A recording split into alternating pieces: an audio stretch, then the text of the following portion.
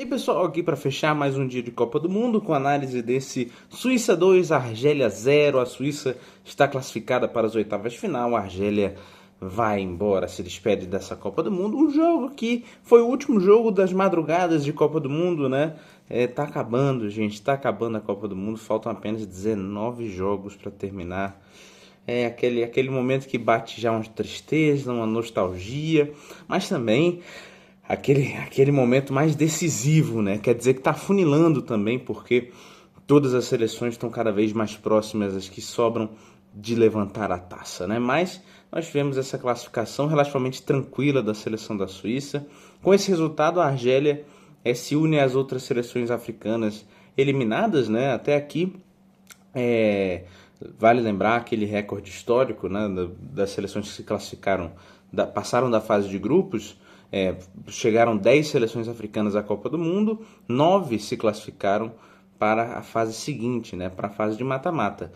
Dessas 9, apenas uma, por enquanto, conseguiu se classificar para as oitavas de final. É bem verdade que amanhã teremos 3 outras africanas, então quer dizer que 5 seleções africanas caíram já nessa fase de mata-mata, né, nos 16 avos. Argélia, Congo, Senegal, Costa do Marfim e quem é que eu estou esquecendo? E a seleção da África do Sul. Foram essas que caíram, né? Bom, o jogo em si, né, foi um confronto entre essa Suíça e a Argélia, treinada pelo ex-treinador da Suíça, né, o Vladimir Petkovic. Vale lembrar, treinou a Suíça na Copa de 2014, de 2018, de 2022, né? E agora treinando a Argélia, num time que ele acho escalou errado, né? A Argélia claramente entrou com um erro, que foi colocar o Maza, principal articulador, figura que chega como surpresa vinda do meio campo, um cara que tem uma qualidade com a bola no pé muito boa, para colocar ele na frente e tirar o Guiri, né, que é o centroavante, o cara de referência, que é um centroavante mais fixo, né, móvel, mas pouco móvel, e ele opta por criar um tipo ali de controle, né, colocando o Zerhouk no lugar do Guiri, mas o Zerhouk já não tinha estreado como titular, já fazendo uma partida ruim, e novamente joga mal, né? Acaba sendo o ponto fatal dessa estratégia errada de que entrou a seleção argelina, que perdeu o controle do jogo, buscando mais controle, buscando mais posse de bola, articulação próximo ao gol adversário, né? Impedir que o jogo se tornasse, enfim, mais imprevisível. Justamente teve uma seleção suíça que mostrou o controle, né? A Suíça, que teve Xhaka sendo um dos grandes destaques até aqui individuais dessa Copa do Mundo, um cara que tem um controle de bola e uma visão de jogo excelentes, né? Junto ali do Freuler também, um jogador que é mais rompedor, né? Que recupera bolas e também inicia muito bem um contra-ataque, mas também aparece o tal do meia box-to-box, o Xhaka mais articulador, ficando mais atrás também, quebrando muito bem esses lances.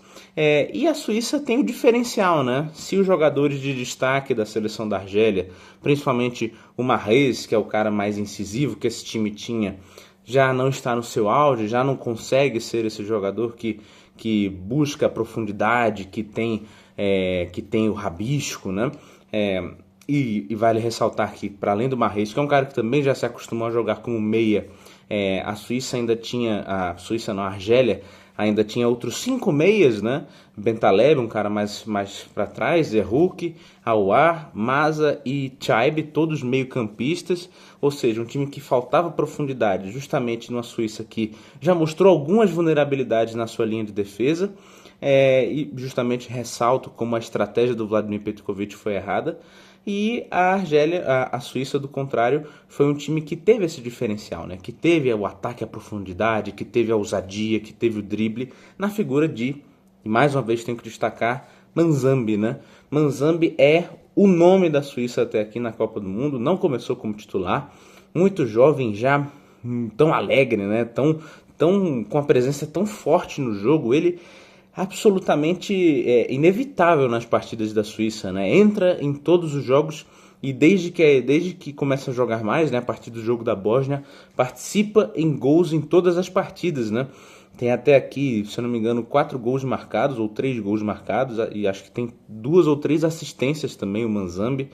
Então, muito importante esse resultado e muito importante a participação dele. Ele que assiste ao gol do Embolô, né, primeiro gol da partida, e continua sendo, foi a válvula de escape principal, o cara que os jogadores suíços procuravam quando precisavam ter as melhores chances de perigo, e o Murat Yakin achou o time titular também com o Vargas, né?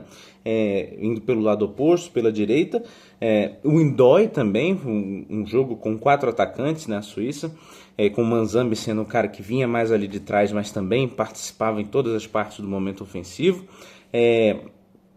E há de se destacar também, na minha opinião, aquele que foi o melhor em campo, porque ofensivamente e defensivamente participou de forma genial, que foi o Denis Zakaria, né? O Zakaria, vale lembrar, inicia a Copa do Mundo como titular, joga contra a seleção do Catar na estreia da Suíça como titular nessa mesma posição, como um lateral direito, e naquele jogo ocupa uma posição muito mais central, né? Quase como um meia de apoio a mais, até porque naquela partida tinha o Ebischer, que também ocupa aquela parte do campo. Então, hoje, como um jogador mais concentrado ali, tabelando com o Ndói, que também hoje fez uma boa partida, o Zakaria foi absolutamente decisivo. Dá assistência para o segundo gol, ou melhor, não dá assistência para o gol, né? Mas ele inicia a jogada do segundo gol, porque é um rebote da defesa que o Ndói pega a sobra e marca.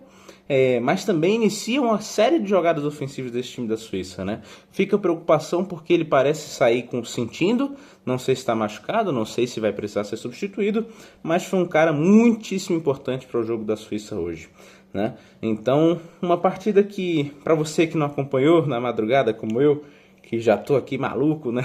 Em vários dias de madrugada nessa Copa do Mundo, esse foi o último jogo que começou na madrugada, né? O jogo começou à meia-noite.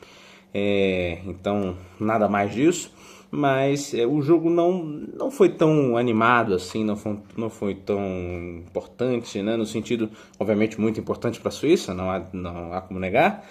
Foi a primeira vitória em mata-mata da Suíça desde 1938, quando a seleção suíça eliminou a Alemanha nazista na Copa do Mundo, ou seja, uma vitória da humanidade naquele momento, e hoje uma vitória também muito importante, volta a ganhar depois de tantos e tantos anos em mata-mata, essa Suíça que já virou figurinha carimbada em Copa do Mundo. Mas o jogo em si, repito, não foi tão bom, uma Argélia muito decepcionante, né? Faltou um jogador, por exemplo, como o Hadi Moussa, que seria mais ousado, que teria mais o drible, ele teve dificuldades para ser titular nessa Copa do Mundo, começa como titular, mas não engrena, né?